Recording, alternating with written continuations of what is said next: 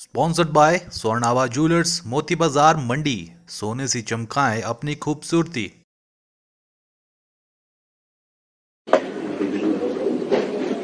श्री सुखविंदर सिंह सुक्खू जी की सरकार जिस समय सत्ता में आई थी तो ऐसा लगता था, जिस प्रकार का नारा उन्होंने दिया है कि हम व्यवस्था परिवर्तन करेंगे, गारंटियों के सहारे ये सरकार आई थी और अभी 6 महीने बीत जाने के बाद भी परिस्थितियां उसी प्रकार की हैं जैसी उस समय थी जब सुक्खू जी मुख्यमंत्री बने थे। आज पूरे प्रदेश के अंदर चाहे वो कानून व्यवस्था की बात करिए, आप बेरोजगारी की बात करिए, गारंटियों की बात करिए, हर जगह पे सुक्खू सरकार फेल हुई है और सरकार के बीच में समन्वय नहीं है। पहली बार ऐसा लग रहा है कि अनुभवहीन व्यक्तियों का एक समूह इकट्ठा होकर सरकार चला रहा है और ये वातावरण एक निराशाजनक वातावरण है और आम जनमानस इनके 6 महीनों के कार्यकाल से दुखी है। एक मुहावरा है, नाचना जाने आंगन टेढ़ा, वो इस सरकार की हालत है। ये परिस्थितियां आज बनी है क्या? आज से 5 वर्ष पहले क्या ये परिस्थितियां नहीं थी? आज से 5 वर्ष पहले क्या कर्जा नहीं था? कर्जा उस समय भी था, लेकिन आदरणीय श्री जयराम ठाकुर जी की सरकार ने सारी परिस्थितियों को समझते हुए ठीक तरीके से उसको चलाया, जिसके कारण से हम लोगों के समय में भी ये प्रॉब्लम थी, लेकिन हम लोगों ने इन ऐसे गाने नहीं गाए स्टेजों के ऊपर। हमने प्रेस कॉन्फ्रेंस के अंदर रोए नहीं हम कि आर्थिक बदहाली की तरफ से जा रहे हैं। एक तरफ आप ये बता रहे हैं हमारी आर्थिक बदहाली हो रही है, हमारे पास पैसा नहीं है, दूसरी तरफ आप लोगों को 10-10 गारंटियों की बात कर रहे हैं। तो इसलिए इन दोनों बातों के अंदर कंट्राडिक्शन है।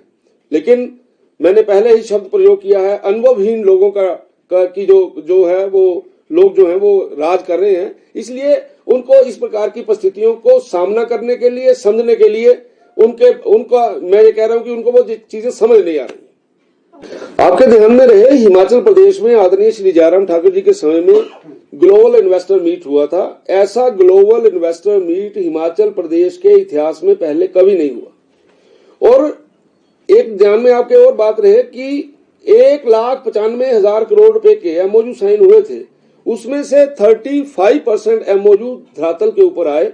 उनमें मशीनरी का काम हुआ, कहीं पर कमीशनिंग हुई, कहीं पे बिल्डिंग्स बन रही हैं। इस प्रकार का 35% की जो काम है वो हुआ है। और ये जो 35% का जो काम है, पूरे हिंदुस्तान के अंदर कहीं भी ग्लोबल इन्वेस्टर मीट हुआ हो और उसका 35% धरातल पे इस प्रकार से इतने समय में आया हो, ये एक रिकॉर्ड है। इसलिए ये कहना कि काम नहीं हुआ, ये बिल्कुल गलत है। तो सरकार को जिस प्रकार का प्रोसेस लगातार चला हुआ था उसको आगे बढ़ाना चाहिए, हम कौन सा इनकार कर रहे हैं। लेकिन मुझे ये बताते हुए हर्ष हो रहा है कि पिछली सरकार के समय में जब मैं इसका उद्योग मंत्री था, आपके क्षेत्र के अंदर एक बार देखिए, ये जो मेडिकल डिवाइस पार्क है ये उस समय आया है। ऊना के अंदर आपका बल्क ड्रग पार्क आया है। तो ये जो चीजें हिमाचल प्रदेश के अंदर पिछले 5 वर्षों में स्टैब्लिश हुई हैं, ये हिंदुस्तान के केवल और केवल 3 या 4 राज्यों के अंदर ऐसा हुआ है।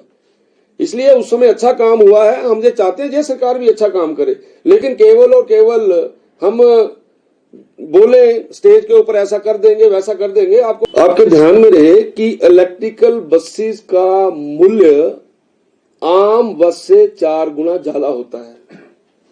एचआरटीसी का बेड़ा आज किस तरीके से चल रहा है, उसमें काम करने वाले एम्प्लॉय, चाहे वो ड्राइवर, कंडक्टर, मैकेनिक, कोई भी है, उसको पहली तारीख को तनख्वाह नहीं मिलती, उसको पेंशन वाले को पेंशन नहीं मिलती, जो ओवर टाइम लगाता है उसको ओवर टाइम नहीं मिलता, लीव इन कैशमेंट नहीं मिलती, बीमारी के खर्चे के ऊपर उसके बिल क्लियर नहीं होते। आप उन परिस्थितियों में से एचआरटीसी को गुजार रहे हो और दूसरी तरफ आप बोल रहे हो कि हमने इलेक्ट्रिकल बसें चलानी है। उसको बस को चलाने वाला दुखी है, बस चलेगी कैसे?